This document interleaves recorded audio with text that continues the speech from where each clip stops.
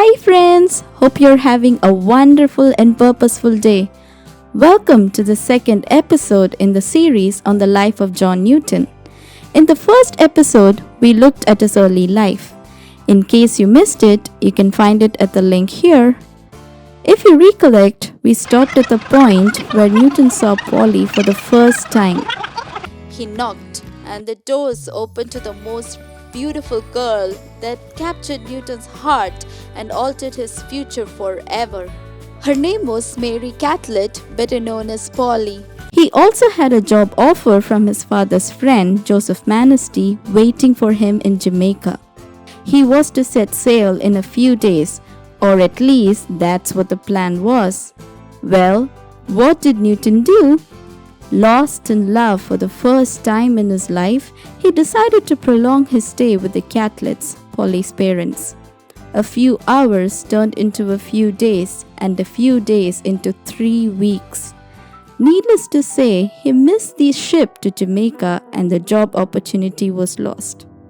Newton's father was understandably furious at Newton's recklessness. He was puzzled at his son's imprudence. After all, this was a job that Newton had enthusiastically accepted just recently. Note that Newton Sr. was not aware of Newton's inner emotional turmoil, as Newton had not made known his feelings for Polly to anyone. Newton was re-evaluating his priorities in life, and Polly was number one on that list now. He could not bear the thought of living in Jamaica for the next 4 to 5 years while the new love of his life was back home in England. Second on his list was that you must subscribe, like and share this video. Just kidding, but it would help my channel out a lot, so thank you. Well, back to our topic. In a demonstration of his deep love and concern for his son, Newton Sr. made further attempts to secure employment for his son. Remember, I had mentioned in the previous episode that Newton Sr. seemed to be a distant and emotionally detached father.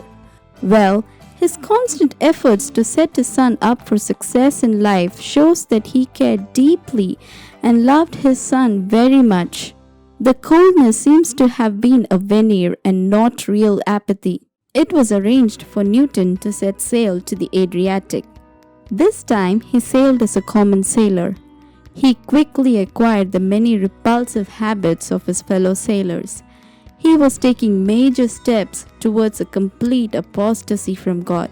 When he returned to England, he went back to stay with the Catletts, wanting to spend his time with Polly. Now, Newton had a new job appointment coming up, arranged for by his father.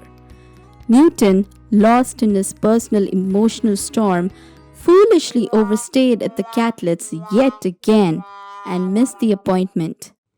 He had now lost 2 jobs that his father had secured for him, the job in Jamaica and the new job that might have led to an officer's post on a merchant ship.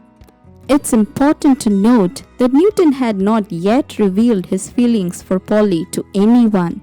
Not aware of Newton's inner struggle, Newton Sr. could not understand why his son would not follow through with his carefully laid out plans for him. He was angry, confused, and almost disowned his son this time. It was understandably difficult for Newton to suppress his feelings for Polly. To cope with it, he would take walks around Chatham. It was on one of these walks that his life took another unfortunate and unexpected turn, a twist in the plot. The relationship between England and France was increasingly hostile at this time. Captains in the Royal Navy were legally allowed to forcibly draft people into the service when required. They would send out platoons, also known as press gangs, ashore to capture able-bodied men and force them to enlist. Chatham was a major naval base, and the man of war, also known as warship, HMS Harwich, was anchored there. The captain, Philip Carteret, had sent a press gang ashore to find people to serve in the underdeck. Unfortunately for Newton, he happened to be their prized catch. Not even Newton Sr.'s lobbying could secure Newton's release from the HMS Harwich. Newton's sailing experience was way too valuable to the English Navy in these tense times. Newton faced many hardships during his training. He had to get used to working under extremely treacherous circumstances. There was no sympathy for sailors that could not cope with the torrid pace of work. Slackers were awarded corporal punishment till they managed to mend their ways. War with France began 5 weeks after he was press ganged. Newton did see a minor improvement in his fortunes. His father had managed to lobby on his behalf, and Newton was promoted to midshipman. Midshipman Newton exercised authority over his former shipmates and treated them with contempt and rudeness. He also displayed a lack of respect for his equals and the captain. He had difficulty obeying orders and submitting to authority. On one occasion, he was given a day's leave, which he used to visit Polly. Staying consistent with his habit of overstaying at the Catlets, he returned after 10 days, infuriating Captain Carteret. Newton narrowly escaped corporal punishment on his return to HMS Harwich. However, he completely lost the trust of his captain. He did manage to declare his feelings for Polly for the first time on this little escapade. However, Newton was not satisfied with her response, and this weighed heavy on his mind. This heaviness was disturbed occasionally by battle action and weather-induced emergencies on the high seas. One particular storm was so severe that most of the naval fleet suffered damage, and the sailors were shaken up to the point that 3 of them deserted. Newton's passion for Polly was constantly growing, and he longed to be with her. On hearing news that HMS Harwich had newly been assigned a 5-year tour of duty to the East Indies, he decided to take matters into his own hands.